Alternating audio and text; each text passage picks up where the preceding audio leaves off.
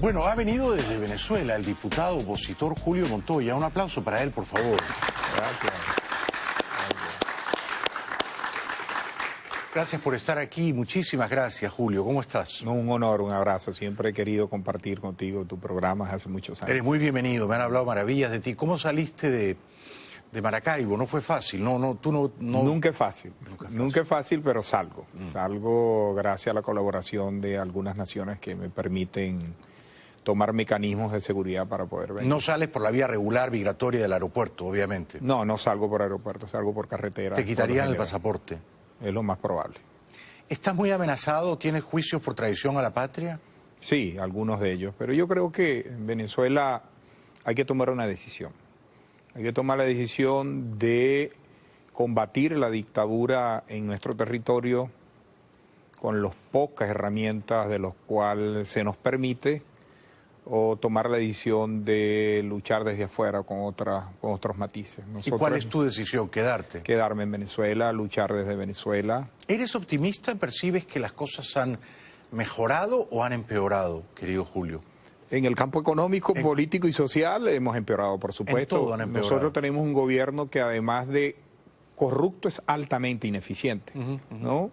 Además de ser una dictadura, podríamos ver que algunos gobiernos no democráticos, como por lo que pasó Chile, por ejemplo. Iba a decir, la dictadura de Pinochet fue corrupta, la dictadura de Fujimori fue corrupta, pero no destruyeron la economía de su país. Pero fueron eficientes. Nosotros tenemos todos los indicadores negativos. Es como el caso de Odebrecht, se parece mucho en Venezuela a lo que es el gobierno. Odebrecht pagó coimas o comisiones en todo el continente. Fue un hecho de corrupción. Pero hicieron obras. En Venezuela las facturaron con sobreprecio, no las hicieron y pagaron las coimas. Increíble, no se hizo ninguna obra. Ninguna. El 100% de las obras que se le contrataron a Odebrecht no se hicieron. Todas tienen nombre y apellido, empresas, donde se hicieron, el puente sobre el Río Orinoco, el puente Nigales sobre el Zulia, las plantas productoras de soya en el oriente del país. ¿No se hizo nada? No se hicieron, o se hicieron el 30, el 40%. Hay una famosa frase del señor Maduro donde en una rueda de prensa dice: truene, relampaguee, el año próximo inauguramos este ferrocarril. Eso fue en el 2012. Imagínate. Hoy es 2018, no se hizo y se acabó la partida. Pero eso es con todas las obras. ¿Maduro recibió dineros de Odebrecht? Yo sin duda creo que el presidente Maduro cometió delitos importantes en el manejo del tema de Odebrecht. ¿No crees que los recibió él personalmente? Hay maneras de recibir recursos. Yo creo que todo lo que esconde Odebrecht es una maraña. Tiene nombre y apellido de quienes lo recibieron. Por ejemplo, yo investigué el Banco de Andorra, donde aparecen 2 viceministros del sector eléctrico, Javier Alvarado entre ellos, el ex secretario del presidente Chávez, el señor Carlos Aguilera. Y te nombro a Carlos Aguilera porque Carlos Aguilera, de todos los contratos que se firman en materia ferroviaria, metro, etcétera, él se ganaba el 4.5% de las ganancias netas de la obra. Y ellos sí recibieron platas de Odebrecht. Son 4.200 millones de dólares, descubrí en el Banco de Andorra, para 8 venezolanos. Pero eso no es Odebrecht. No, es de todo, es Odebrecht. Claro, pero yo te estoy preguntando por Odebrecht, pues no me lleves a pasear. Si estamos hablando de Odebrecht, te ruego que me respondes de Odebrecht. Si tú me quieres hablar de lo que descubriste del Banco de Andorra, luego pasamos a eso. No, en Odebrecht hay recursos de Odebrecht en el Banco de Andorra, en el sector metros y ferrocarriles. Pero Odebrecht debe haber pagado como mucho 60, 80 millones de dólares en sobornos en Venezuela. No más. No, Odebrecht no debió de pagar. Si es solo el 10%, los contratos de Venezuela de Odebrecht superan los 23.000 millones de dólares. Pero en sobornos no puede haber pagado una cifra así. ¿De 2.000 millones de dólares? Sin duda alguna que sí. No, Odebrecht ha dicho que pagó en total 700, 800 millones de dólares en toda América. El caso Lavajato está siendo revisado en los tribunales de Brasil porque se ha demostrado que el señor Odebrecht mintió en los porcentajes de coimas que ha pagado en América Latina. ¿Tú crees que Marcelo Odebrecht mintió? Sin duda alguna, el señor Marcelo Odebrecht mintió. Y en el caso de Venezuela hay una diferencia para el resto de América Latina. Investigar en Venezuela es muy complicado. Bueno, sí, porque no hay separación de poderes, no hay quien te dé información. Y por lo general, cuando nosotros logramos buscar la información, tenemos que buscarlo con aliados externos. Bueno, sí, tú haces un trabajo encomiable, pero en ese punto creo que estás equivocado, porque no creo que Odebrecht haya pagado sobornos por $2.000 millones en Venezuela. Ellos pagaban, por ejemplo, al expresidente peruano Toledo le dieron $20 millones, que ya era una obscenidad, ¿no? Pero es verdad que las obras públicas se contrataban y se hacían, o buena parte de ellas se hacían. Pero bueno, ¿tú crees que en Venezuela pagaron muchísimo más? Sí, te lo puedo poner de la siguiente manera. El puente sobre el río Orinoco, hay un puente que la Odebrecht construyó de la misma tecnología, con la mitad de los kilómetros de puente en Portugal, y costó 6 veces menos que el puente del río Orinoco, que tiene 3 kilómetros solo de distancia. Y aquel que se hizo en Portugal con 10 kilómetros de distancia costó 3 veces menos que esos 3. Es decir, que el sobreprecio es parte de lo que yo llamo comisión. Claro. Entonces, cuando se hace el cálculo de corrupción, en el caso de Odebrecht, que por cierto, hay otra empresa brasileña que acordó Lula y el presidente Chávez para esos contratos en Venezuela, casi nadie habla de ella, que se llama Andrade Gutiérrez, que es la Andrade Gutiérrez que también está en el caso Lavato. La Andrade Gutiérrez debió construir una siderúrgica en Venezuela, en el estado Bolívar, que la dejó con el 40% y gastaron $1.600 millones. Lo mismo ocurrió con un astillero en el estado Sucre, que es el estado más pobre de Venezuela, al oriente, digamos que frontera marítima con Trinidad y Tobago. Pues ahí hay solo un movimiento de tierra para un supuesto astillero. Solo el movimiento de tierra costó $400 millones. Es un gran desierto de tierra. Las dimensiones, cuando nosotros tratamos de explicarla a quien nos ve, y un periodista tan acucioso como tú, de las cifras que se manejó en la corrupción venezolana, entiendo que no nos entiendan. Sí, claro, pero fueron $300.000 millones de 10 años seguidos con un barril de petróleo a $100 por barril y una producción de 3 millones de barriles diarios para ese momento. Cuando dices $300.000 millones, es todo lo que se han robado, todo. Es un presupuesto que no está claro en materia de ingresos petroleros y del gasto público. Yo creo que es más, porque los peritos dicen se pueden haber robado ese monto que tú has mencionado de PDVSA y un monto semejante con los dólares subsidiados del Cadivi.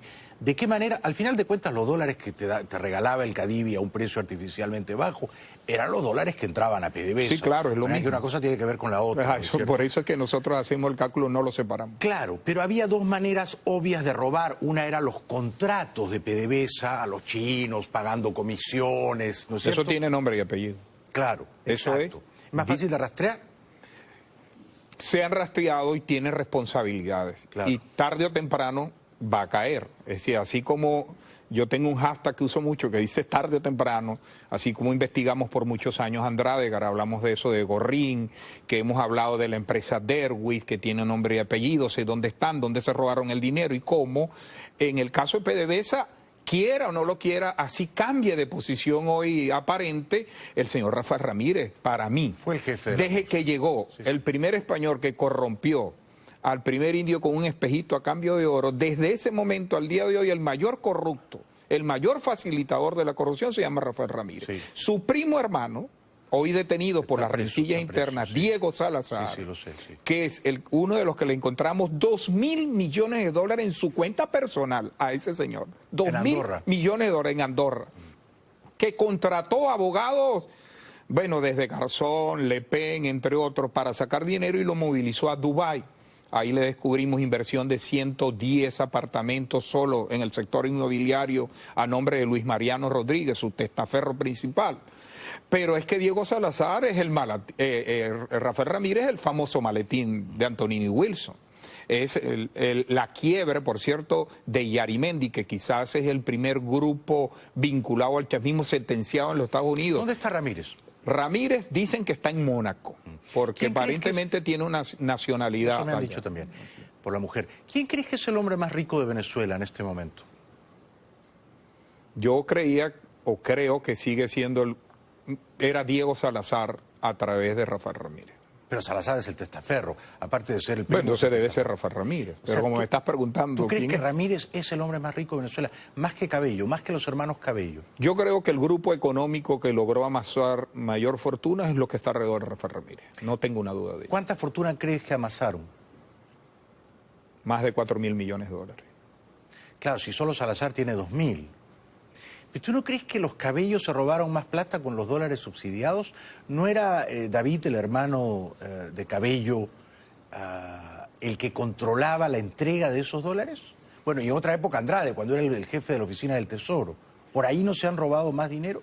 La verdad es que yo debo de ser responsable contigo y con quien me escucha. Yo en las investigaciones que nosotros hacemos del grupo Andrade solo podemos reconocer a los ex tesoreros.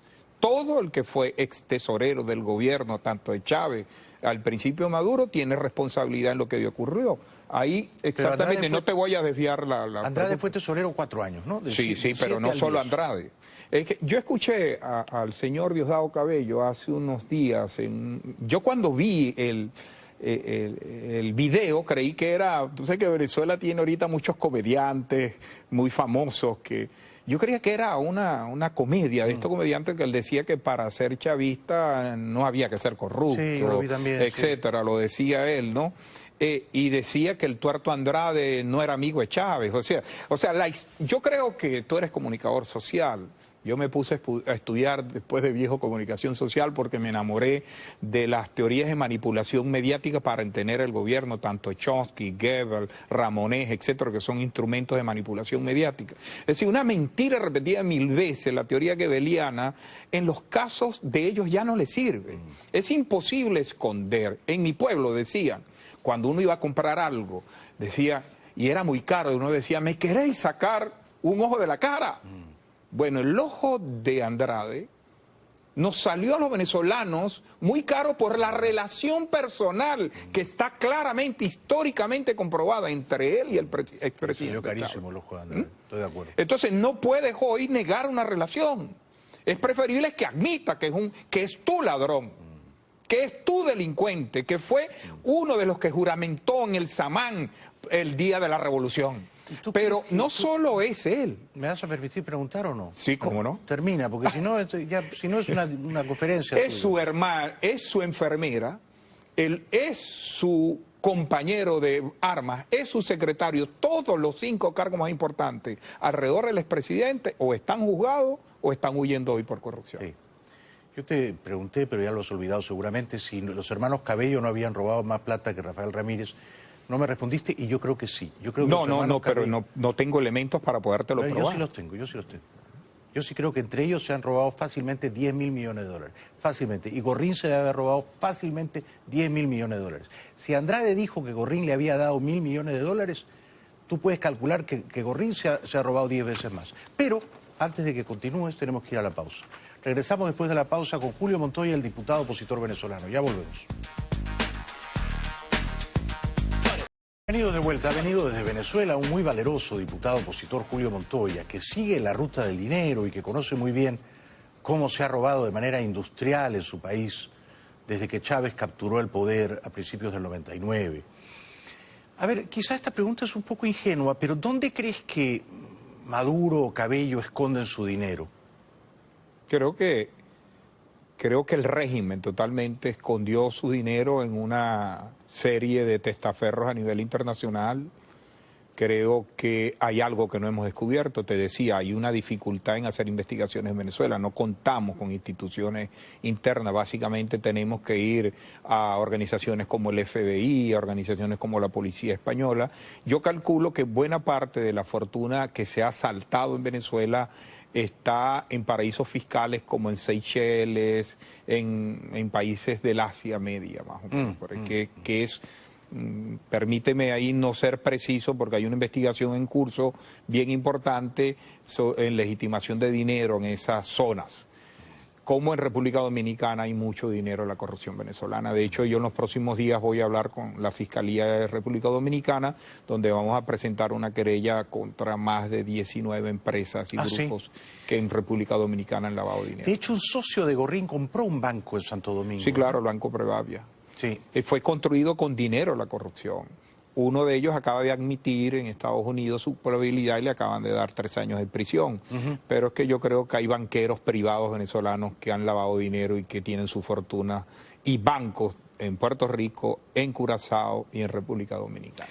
Dominicana, esta sentencia contra Andrade, expedida por el tribunal de Palm Beach, 10 años de cárcel, que seguramente van a ser recortados, ¿tú crees que Andrade ha contado todo lo que sabe a la justicia de este país? Yo creo que Andrade, que estaba de testigo protegido ya hace un tiempo, le complicó la cosa una detención impulsada por la operación que nosotros coordinamos hasta debajo de las piedras de un venezolano de origen alemán, Matías Krull. Sí, sí, Matías. Estaba en Panamá. Sí, sí.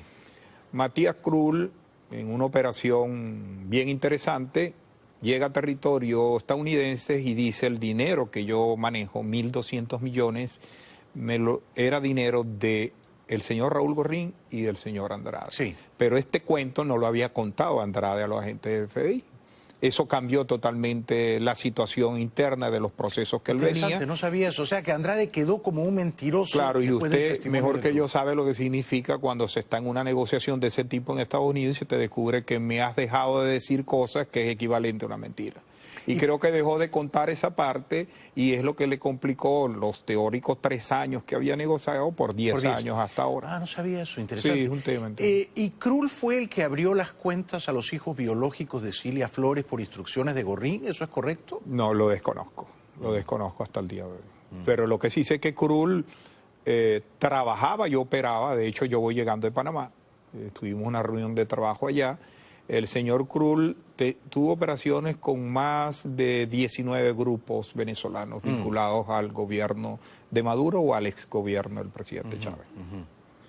Sí, ese cuento apenas está comenzando. Está comenzando. Es un cuento que es demasiado el dinero y demasiadas las complicaciones que hemos encontrado. Son grupos, solo en el caso de Panama Paper, el caso de Venezuela tiene más de 200.000 menciones, por decir algo por el estilo. ¿Maduro ha robado también? Yo creo que Maduro ha propiciado la corrupción en Venezuela a escalas infinitas en este momento. Pero no está seguro de que él haya amasado una fortuna. Tú sabes que es muy difícil comprobar ese tipo de cosas para ese tipo de funcionarios. Yo me caracterizo por dar nombre, empresa, monto de lo que yo digo. Y no voy a cambiar esa posición a este día, a esta altura de mi vida. Claro, comprendo, eres muy serio, haces bien, eres muy riguroso. ¿Qué es lo más escandaloso que has encontrado tú? Lo más escandaloso. Lo que más te sorprendió a ti. Las cuentas en Andorra. Es que son muchas. Lo que más me ha sorprendido es la cantidad de dinero y la impunidad que en Venezuela. Porque si yo te digo, el sector eléctrico son 40.000 millones de dólares. Solo del sector eléctrico. Ahí hay un grupo. ¿Cómo se robaba allí? Ahí hay un grupo. Bueno, te voy a dar el ejemplo de la empresa Derwich, cuyo dueño es Alejandro Betancourt. No te gusta que te nombre, hermano. Alejandro Betancourt. Alejandro Betancourt vive hoy en un castillo en Toledo, Madrid. Ese señor se acaba de comprar la mitad del grupo económico de Dakar. Se acaba de comprar un banco en Senegal y una fábrica de lentes de sol en España. Ese señor, junto con Conbit, D'Angostino, entre otros, conformaron un grupo que los llamaban los bolichicos. Estos señores contrataban a través de PDVSA y de la emergencia eléctrica, por ejemplo, plantas eléctricas. Iban a Cuba, pintaban una planta vieja y se la llevaban a Venezuela y la vendían como nueva. O compraban en el mercado una tecnología que no servía para Venezuela. El resultado hoy, en Venezuela hay más de 15 plantas termoeléctricas que están en galpones porque no pueden instalar por viejas, por no existentes. De las que vendían, que eran las que necesitábamos, tenían sobreprecio hasta del 6.000%. Nosotros tenemos 2 parques eólicos, uno queda en el estado Falcón y otro en el Zulia, que hoy no funcionan. 1.300 millones de dólares. Tenemos la planta termoeléctrica de Bachaquero, la planta eléctrica de los Valles del Tuy, sus 19 subestaciones, 76 mini estaciones, ninguna de ellas fueron concluidas, pero todas fueron pagadas. Ahí llegamos incluso al tema de Odebrecht, por eso que se combina de acuerdo a la teoría. Ellos hicieron la ampliación de la represa del Guri. Tú sabes, el Guri es nuestra mayor represa de producción de hidroelectricidad, que la llaman Tocoma. Esa obra de 3.000 millones de dólares también fue pagada y no ejecutada. ¿Y por qué te nombro la emergencia eléctrica? Porque al nombrar la emergencia eléctrica no licitaban. Como era una emergencia, las daban a dedo. Eso es, quizás para mí, yo creo que ya ¿Cuánto conseguí crees que ha robado Betancourt? Betancourt, no menos de 4.000 millones de dólares su grupo. ¿Y por qué no está detenido por la justicia española? Hay que preguntárselo a los españoles. Pero los españoles en general han sido yo fui a España, atentos, ¿no? Yo fui a España a acusar formalmente, por cierto, al partido Podemos de haber recibido dinero, lo puedo probar. El señor Monedero trabajó para el gobierno de Chávez. El señor Monedero era el encargado de producir toda la imagen de una moneda que íbamos a tener en la Comunidad del Alba, que nunca se hizo la moneda. El señor Monedero, Errejón y el señor Iglesias recibieron a través de la Fundación de Estudios Políticos y Sociales recursos del gobierno de Chávez. ¿Cuánto más o menos? No menos de 600 millones de euros. ¿600 millones de euros? No, perdón, me estoy equivocando, disculpa. 600 no, 600 millones de euros fue una política de financiamiento de organizaciones en el mundo, confundido. Ellos, otros, no tienen menos de 16 millones de euros. ¿Tanto? Sí, sin duda alguna. O sea, se hicieron ricos, Iglesias, Errejón y Monedero. Bueno, yo quiero que fundaron un partido con ese dinero. Sí, sí. Yo creo que podemos. Pero qué raro que la justicia española no intervenga en el caso de Ayer hubo una sesión del Parlamento o del Tribunal de Cuentas donde se estaba recibiendo a uno de los magistrados nuestros que están en el exilio presentando elementos de prueba en una investigación que está haciendo el Tribunal de Cuentas sobre el financiamiento de partidos. Porque la justicia española ha detenido a bastantes corruptos venezolanos, ¿verdad? Muchos de ellos los llevé yo hacia allá, esas peticiones. Por ejemplo, y debo ser agradecido con que la justicia española ha hecho. En general, lo que yo creo es que estas investigaciones van en camino y estoy seguro, tal como lo dije en el Parlamento el día que sentenciaron a Andrade, estoy seguro que el grupo de Erwin tarde o temprano lo van a apresar porque hay suficientes elementos de juicio que demuestran lo que ellos han hecho. A Betancourt y a los otros. A todos. Ya con BID está señalado por Matías Krull, el alemán, está nombrado como una de las personas que él legitimó capitales en Panamá. ¿Hay algún otro prominente ladrón en las sombras, en el exilio, que tú quieras denunciar? Estamos bajo la pista de grupos importantes. Para serte sincero, son muchos grupos. Estamos hablando de más de 16 grupos. Algunos están en Miami. ¿Algunos están aquí en Miami? Sí, aquí han intentado comprar bancos, como el Euroamericano. Tenemos información de que andan en esos procesos. Aquí han invertido en sector inmobiliario. Aquí hay una inversión muy diversa en caballos de carrera. No sé si se le pegó el vicio de Pablo Escobar, que le gustaban los caballos de paso y de carrera. Bueno, a Alejandro Andrade dicen que compró 60 caballos de saltos ecuestres, ¿no? Para su hijo Emanuel. Sí, no, Alejandro Andrade sin duda alguna es uno de los ejemplos de cómo la oligarquía boliburguesa logró amasar recursos por vía de la corrupción. Pero el dinero de Andrade no era todo para él, ¿verdad? No, yo creo que Andrade era parte de un todo, eran parte de algo importante que tenía vinculaciones con los ex tesoreros, tenía vinculaciones con el Partido Socialista Unido de Venezuela en materia de financiamiento de candidaturas. Es un tema que esa historia para mí hay que contarla muy bien y seguir investigando. ¿Eres optimista, querido Julio Montoya? ¿Eres optimista? ¿Crees que tu país va a salir de esta larga noche oprobiosa de sables y corrupción? Hay un lema que a mí me gusta, constancia y más constancia. Yo creo que Venezuela tiene todos los elementos, primero, uno, para superar la situación que estamos viviendo, y dos, para superar la grave crisis política y social que estamos viviendo. ¿Te gustaría que Estados Unidos interviniera de una manera más activa? Sí, por supuesto, o Estados Unidos con toda la comunidad de América Latina y el Caribe. ¿De qué manera quisieras que interviniera? Bueno, yo creo que ahorita se han dado pasos importantes en materia de sancionar a funcionarios venezolanos con altas responsabilidades en lo que ha ocurrido. Creo que el Grupo de Lima ha hecho documentos y ha tomado decisiones importantes.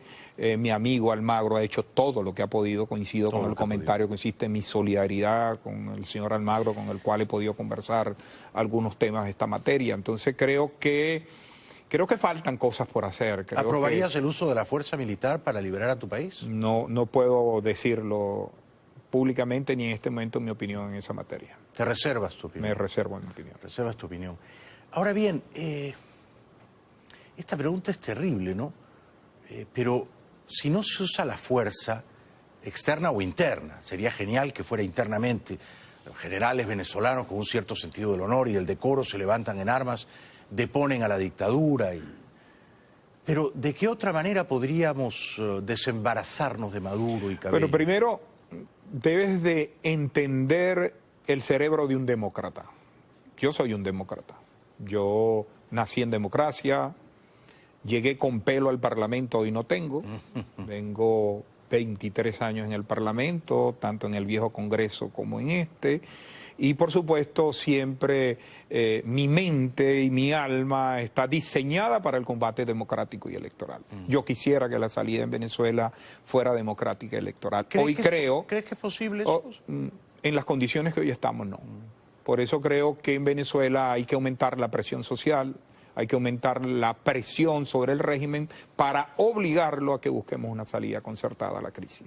De no lograrlo, el desideratum de lo que va a ocurrir se escapa de las manos de los demócratas y podremos estar en cualquier campo, que es el que menos quisiera, para serte sincero, porque ahí vivo yo, ahí vive mi familia y ahí seguiré estando si Dios quiere. Eres un valiente. ¿Y no te han amenazado?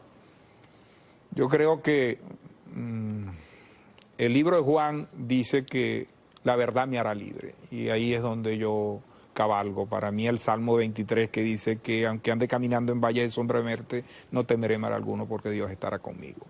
Yo no tengo el don de martirizarme, no me gusta, pero yo creo que la Venezuela de hoy necesita que luchemos duro allá, confrontemos allá, y bueno, que Dios diga lo que va a pasar con nosotros. Muchísimas gracias por haber venido. Ha sido un gran honor conocerte y escucharte. Un aplauso para Julio Montoya. Gracias. Gracias y buena suerte. Vuelve pronto, por favor. Regresamos después de la pausa con todo lo último del escandaloso caso del senador colombiano Gustavo Petro, que recibió dineros en efectivo. Él da explicaciones al respecto. Ya volvemos.